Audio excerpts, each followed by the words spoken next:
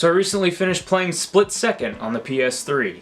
First off, let me say that I absolutely love the premise of Split Second. Basically, it's a racing game that plays out as a reality TV show where a bunch of people get together and they cause a whole bunch of Hollywood-level destruction on a racetrack, and your goal is to win all these races and different events to progress in the season and eventually come out on top as the winner. I think it's super unique for a racing game. A lot of times you either get these like rally versions or the underdog kind of character coming up from street to pro. And you see this a lot in racing games, and I think Split Second is just super unique in its premise, and it also is reflected by the gameplay. It's a very arcade style racer, not like Forza or Gran Turismo. This is very Need for Speed. You're going fast, you're just holding down the gas as much as you can and making massive drifts around corners. It's really fun, fast arcade racing,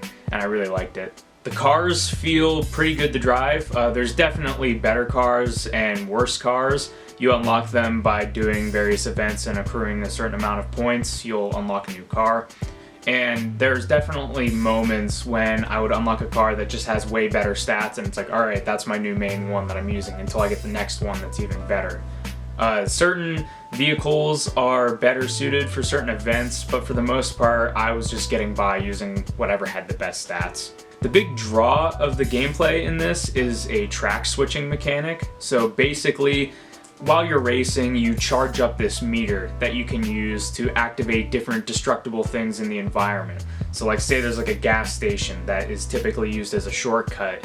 If you time it just right, you can explode all the gas and it'll cause whoever's driving through to crash in that moment. And if you save up all of your meter, you can use it at a certain part of the track and it'll cause a massive destruction event that will actually change the track and divert all the racers to go through new areas.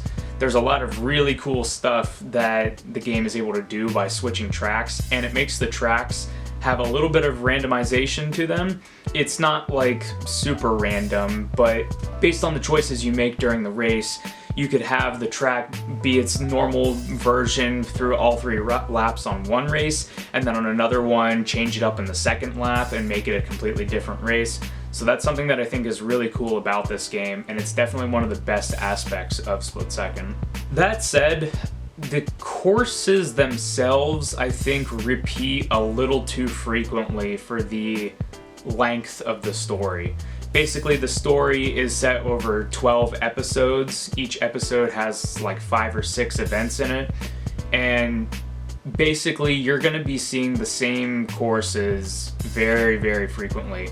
By the time I was in like episode 4, I had already repeated like a number of them, probably like 2 or 3 different courses that just repeat over those 16 to 20 events, and that was a little bit disappointing.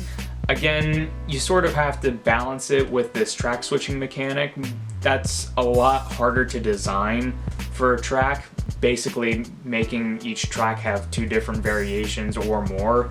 And while I commend them for doing that, it did feel really repetitive when I was just driving through the same environments so frequently. As I had mentioned before, there's a variety of events. Some are just basic races, some are you're trying to dodge missiles from a helicopter, and other ones are elimination style races. But they can be pretty annoying, and part of that is due to the AI. The AI does not feel particularly well designed. They give you a good challenge and they're pretty tough, but at the same time, it gets to the point in some events where it feels unfair. There was specifically one event that no matter what my strategy was, I could not get first place, and I had attempted this race probably 15-20 times, and it just, no matter what, right in the last lap, something would go wrong or someone would pass me within the last 5 seconds and cause me to lose. It's just, it feels really unbalanced, and the AI just feels arbitrarily hard for no real reason.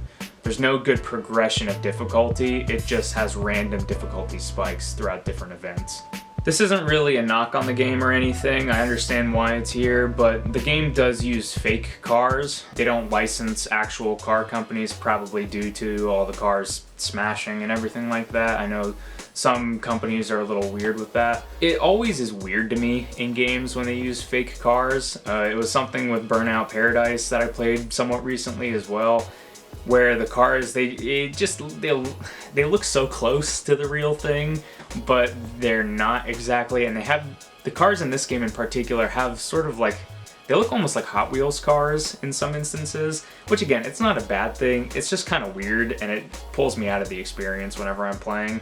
The drifting in the game took me a long time to get used to, and I'm honestly not even really sure why that is. It works like any other drifting mechanic in games. It just, for whatever reason, felt like if you had to hold onto it very hardcore to get around corners correctly. If you just tapped the button or tried to use the trigger in a way to drift like what would feel natural, you would always like slam into the wall, or at least I would always slam into walls, even if the turn was huge. And it took me forever to just get somewhat consistent with landing a drift. I would say that that's probably a knock on the game. I mean, drifting is a huge component of this, and when your drift doesn't really feel right, that's a big problem.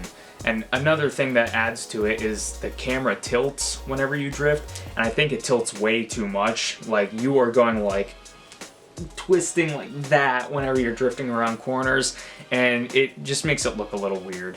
The graphics are really good, especially for it being a PS3 game. I could easily see Split Second being on like the Xbox One or the PS4. The graphics still hold up beautifully today. The game just looks really awesome, especially when you're getting a bunch of destruction going on and you're racing through these different environments. Whenever there's a lot of stuff happening on screen, like a lot of explosions and collisions and stuff like that, the frame rate can tank, and that's unfortunate. Sort of to be expected. I mean, it is a high intensity game with a lot of stuff going on, but it's particularly bad, especially for a racing game, when it's so imperative to the overall experience that you have a solid frame rate, because if that frame rate causes you to wreck or crash, that's going to cause you to lose. So that's a big problem with the game. So yeah, overall, I would recommend you pick up and play Split Second if you haven't. I know it's available on PC, Xbox 360, and PS3. The studio, Backlog, apparently has gone out of business, so I don't know if we'll ever be seeing a remaster for this game, but it's definitely worth your time. The game still holds a little bit of value. It's about a $15 to $20 game, so if you find it for cheaper than that, I would say definitely pick it up. But it's definitely a really unique and cool racing game. I think there's enough here for everybody to enjoy if you're a casual fan of racing and want something that's really bombastic and really sells the spectacle of racing.